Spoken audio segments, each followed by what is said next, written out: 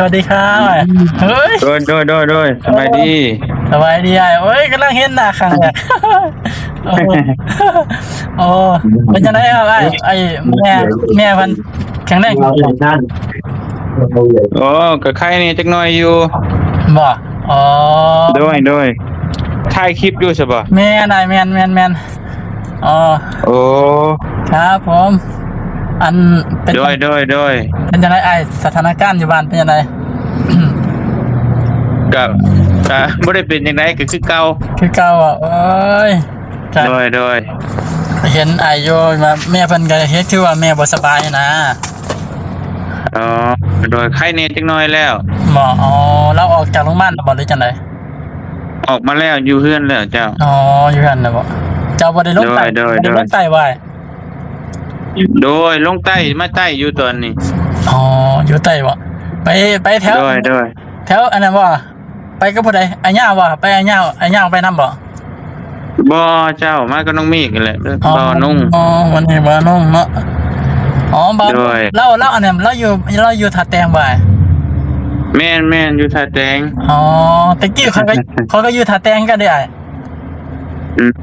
แม่นเขาโดยเขาก็อยู่ท่าแตงกินข้าวเที่ยงแล้วบ่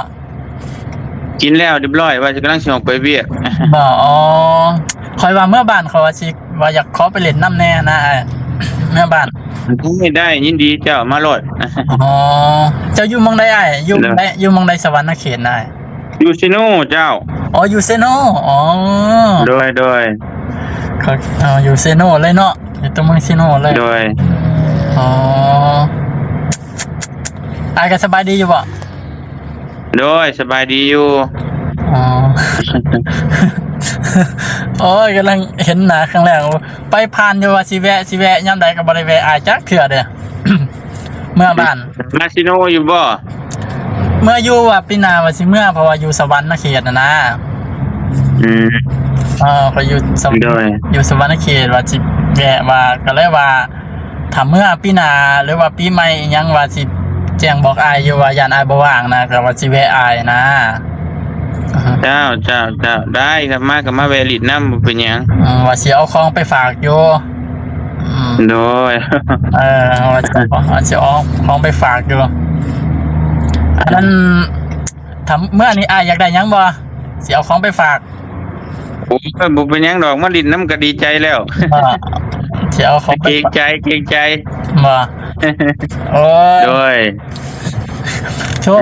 โทรหาอายนี่ก็เก่งใจยันอายบ่ว่างนะยันอายบ่ว่างโอ้ใช่โดยได้อยู่ช่วงว่างก็ช่วงบ่ได้ไปออกไปเวียกก็คุยได้อยู่แต่ว่าออกถ้าถ่ายคลิปกันหยังก็คือรับบ่ได้นะอ๋อโดยโอ้ยบ่นุ่งมานั่งอยู่ข้างหลังนะบ่นุ่งบ่แม่นบ่นุ่งเอาคุยกับบ่นุ่งบ่เสร็จแล้วบ่นุ่งสวัสดีครับบ่นุ่งโอ้ยติดตามอยู่ผมก็แก้ร้ายโดยสวัสดีติดตามเบิดนั่นแหละติดตามบ่นุ่งบ่ยาวบ่ติดตามสุขุมแม่นอยู่บ้านเฮาโดยติดตามโอ้ยเบิ่งแต่พอได้เบิ่งแต่คลิปอ้ายนั่นแหละบ่เตียงแล้วก็บ่ดีบ่ยังติดตามเบิดทุกคนบ่ยาวก็ติดตามเบิดทุกคนโดยขอบใจหลายโดยโอ้ยเบิ่งบรรยากาศบ้านเฮาก็คิดฮอดบ้านเฮานะเห็นพวกอ้ายไปถ่ายโดยแม่นเห็นบ่เตียงบ่ยังไปถ่ายก็โอ้ยเนาะเป็นตะม่วนแฮงบ้านเฮาก็ได้บรรยากาศโดยอยู่กรุงเทพก็มาดินได้เมืองท่าแตงก็มากก็โทรหามาดินได้จะอยู่ต้นในเมืองท่าแตงบ่อ้ายโดยอยู่ท่าแตงแหละนี่เทศบาลเลยบ่อ๋อเขาก็ตะกี้เขาก็อยู่ท่าแตงน่ะอยู่เมืองท่าแตงล่ะอยู่แถวน้องกั้นน่ะนะบ้านน้องกั้นน่ะนะโอ้บ้านน้องกั้นอยู่บ้านน้องกั้นน่ะเพราะว่าค่อยมีสวนกาแฟอยู่หั่นเด้สวนลุงนะโอ้โดยไปเฮ็ดสวนกาแฟอยู่พุ่นโดยซุมื้อนี้ก็ลุงก็อยู่พุ่นแล้วอยู่อันนั้นแหละอยู่น้องกั้นอยู่ท่าแตงนั่นแหละแท้ๆโดยโอ้ยเป็นจะได้ไอ้ สุขภาพร่างกายดีอยู่บ่โดยดีเด้อจะได้มีแห้งอยู่โดย ดีแม่อ๋อ โดย มันเฮาเริ่มหนาวแล้วบ่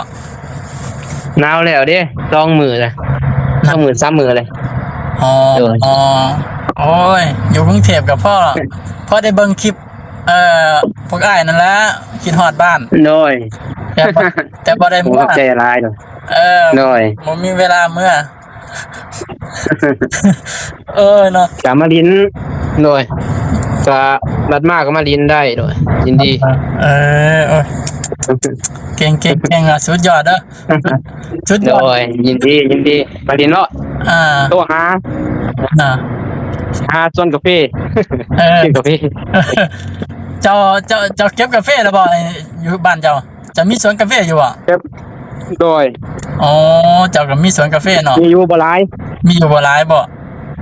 อืม บ่ได้เก็บ พอได้เก็บเนาะ โดย อ๋อสิพากันไปไสเนี่ย ออกเวียกแล้ว อ๋อ ไปเก็บโดย ว่า เปียกเด้อบัดนี้ โดยเวียกก่อน โอเคขอให้สุขภาพ โดย ร่างกาย มากๆ แข็งแรงเด้อ โดยขอบคุณกับใจหลายโดยมีแห่งกันโดย บอกเบาเตียงนำเด้อ โดยนะ ครับ โดย ครับ ไปเวียกก่อนเด้อบัดนี้เด้อ ครับผมขอบคุณหลายๆอ้าย มีแห้งสบายดี ครับครับ โดย ครับ